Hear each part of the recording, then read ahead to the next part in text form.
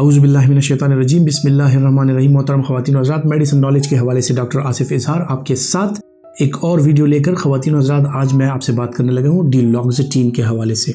डिलॉक्सिटीन क्या है, इसके साइड इफ़ेक्ट्स क्या हैं, कौन से लोग इसका इस्तेमाल कर सकते हैं, किन किन चीज़ों में इसका इस्तेमाल होता है और कौन इसका इस्तेमाल नहीं कर सकता, ये जानिए इस वीडियो में। ख़वातीन और हज़रात, वीडियो अच्छी लगे तो लाइक और शेयर ज़रूर कीजिएगा।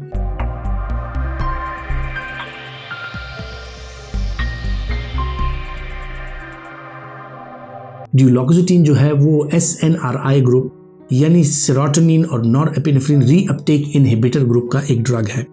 जिस तरह के सेरोटोनिन रीअपटेक इनहिबिटर्स जो होते हैं साइकेट्री में उसका इस्तेमाल किया जाता है, एज एंटी डिप्रेसेंट्स उनका इस्तेमाल किया जाता है, इसी तरह ये न सिर्फ सेरोटोनिन को बल्कि नॉरएपिनेफ्रिन की रीअपटेक को भी साइनेप्टिक मेम्ब्रेन पर ये बंद कर देता है और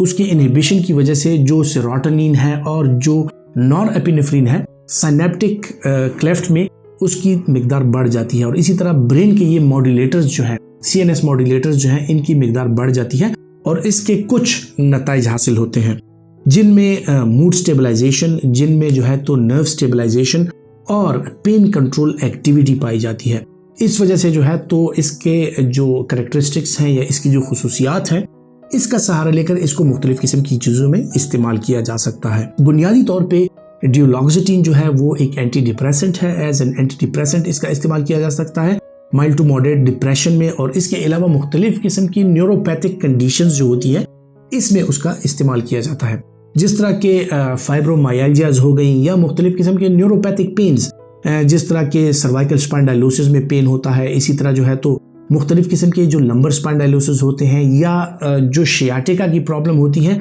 या इसी तरह जो नर्व से ओरिजिनेटिंग पेन्स होती हैं, जिस तरह के पोस्ट हार्पेटिक न्यूरल्जिया यानी हर्पीस के बाद आपको जो पेन होता है, उसमें जब आपको नर्व स्टेबलाइजेशन चाहिए होती है और पेन की परसेप्शन को कम करना होता है, इस सिलसिले में जो है तो डिलॉक्सिटीन का इस्तेमाल किया जाता है। डिलॉक्सिटीन जो है बुनियादी तौर पे एक सेफ ड्रग है और इसका इस्तेमाल जो है तो किसी भी उम्र के अफराद कर सकते हैं।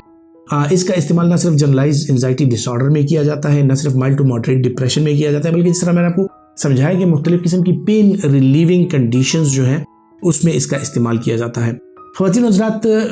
पॉलीन्यूरोपैथी की वजह से या जो है तो पेरिफेरल न्यूरोपैथी की वजह से डायबिटिक पेशेंट में और खुसूसन उन अफराद में जिनमें न्यूरोपैथी की वजह से पाँव में टिंगलिंग होती है या इस तरह की प्रॉब्लम्स होती हैं, जलन होती है या पेन होता है या स्किन नम हो जाती है, उन लोगों में भी डिलॉक्सिटीन का इस्तेमाल अगर कराया जाए तो इन अलामात से जो है काफ़ी उनको फ़र्क पड़ता है और फ़ायदा हासिल होता है और ये अलामात कम हो जाती है। डोजेज के हवाले से अगर मैं बात करूं तो इसकी डोजेज जो है वो 20 मिलीग्राम, 30 मिलीग्राम और 60 मिलीग्राम की कैप्सूल फॉर्म्स में अवेलेबल है और इसकी जो स्टार्टिंग डोज है वो लो डोज होनी चाहिए। 20 to 30 मिलीग्राम से ये स्टार्ट करके और सीवियर कंडीशन में ये अप टू 60 मिलीग्राम आप पेशेंट को दे सकते हैं। और बहुत ज़्यादा सीवियर कंडीशंस हों under supervision of a specialist psychiatrist या स्पेशलिस्ट जो रूमेटोलॉजिस्ट या स्पेशलिस्ट मेडिकल स्पेशलिस्ट जो होते हैं फिजिशियन, उनकी ज़ेरे निगरानी इसकी 120 मिलीग्राम तक डोज भी वो पेशेंट को दी जा सकती है। लेकिन जब आप डोज बढ़ाते हैं, इसके एक बात का ख्याल रखना है कि इसमें बाज़ औक़ात गुनूदगी होती है और इसके जो साइड इफ़ेक्ट प्रोफाइल हैं वो साथ में बढ़ जाते हैं हायर डोजेस के साथ। जिन लोगों को हायर डोजेस की ज़रूरत पड़ती है उनको यकीनी तौर पे आप मैनुअल काम या इस तरह की जो मशीनरी ऑपरेट करने वाला काम होता है उनसे आप उनको मना करते हैं, क्योंकि बाज़ औक़ात इसमें सेडेशन होती है। ख़वातीन हज़रात, माइल्ड टू मॉडरेट डिप्रेशन के अलावा ये फाइब्रोमाइल्जिया और इस तरह के और कंडीशन में इसका इस्तेमाल किया जा सकता है। जिस तरह मैंने जिक्र किया कि इसके साइड इफ़ेक्ट प्रोफाइल पे अगर हम आएँ तो साइड इफ़ेक्ट प्रोफाइल में जो सबसे बुनियादी चीज़ है वो है इसका जो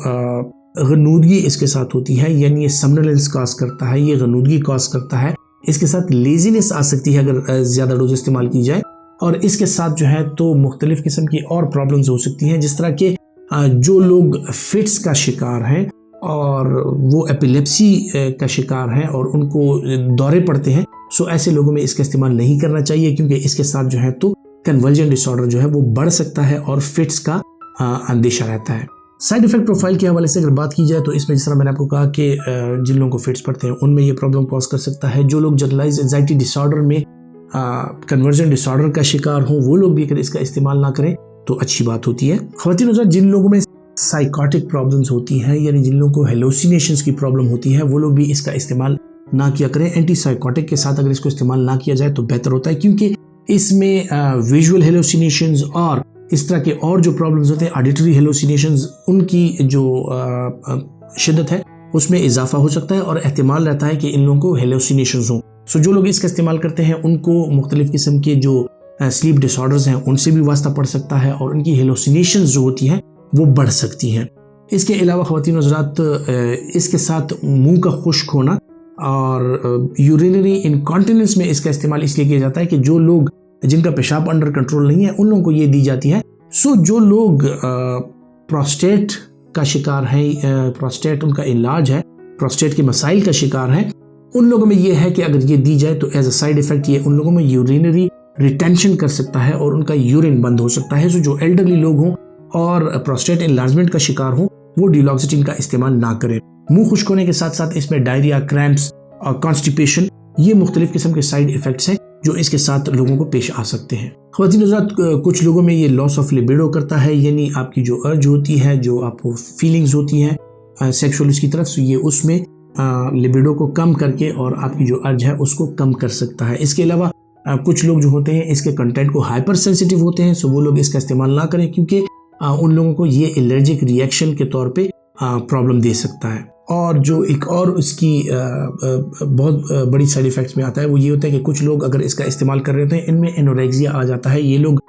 खाने की तरफ इनका रुझान कम हो जाता है और ऐसे लोगों में जो है तो वेट लॉस भी रिपोर्ट किया जा सकता है, बल्कि रिपोर्ट किया जा चुका है। ख़वातीन हज़रात, कौन लोग हैं जो इसका इस्तेमाल नहीं कर सकते? किन लोगों में ये कॉन्ट्रा इंडिकेटेड है? जिन लोगों को सीजर डिसऑर्डर्स हों, यानी उनको एपिलेप्सी वगैरह हो, वो लोग इसका इस्तेमाल नहीं कर सकते। जिन लोगों को साइकोटिक प्रॉब्लम्स हों, यानी इनको हेलोसिनेशंस होती हों, वो लोग इसका इस्तेमाल नहीं कर सकते। इसके अलावा जो जिन लोगों में यूरिनरी रिटेंशन की प्रॉब्लम हो, यानी वो इनलार्ज प्रोस्टेट का शिकार हो या किसी और वजह से उनमें यूरिनरी रिटेंशन होती है, वो लोग इसका इस्तेमाल नहीं कर सकते, उनमें ये कॉन्ट्रा इंडिकेटेड है। जो लोग एंटीकोएगुलेशंस का इस्तेमाल करते हैं, कोई लोग वारफरिन वगैरह या इस तरह की और ऐसी दवाइयाँ खा रहे हैं कि वो एंटीकोएगुलेशन का इस्तेमाल कर रहे हैं, ऐसे लोगों में ये कॉन्ट्रा इंडिकेटेड है। और इसके साथ साथ जो है तो जो लोग साइकोसिस का शिकार हैं उनमें भी ये कॉन्ट्रा इंडिकेटेड है। ख़वातीन हज़रात, जहाँ तक ताल्लुक है ब्लड प्रेशर के मरीज़ों का, शुगर के मरीज़ों में चूँकि ये दवाई हम पेरिफेरल न्यूरोपैथी के लिए और इसी तरह न्यूरोपैथिक पेन को कम करने के लिए दे सकते हैं। जो हाइपरटेंशन के मरीज़ हैं वो इसका इस्तेमाल कर सकते हैं,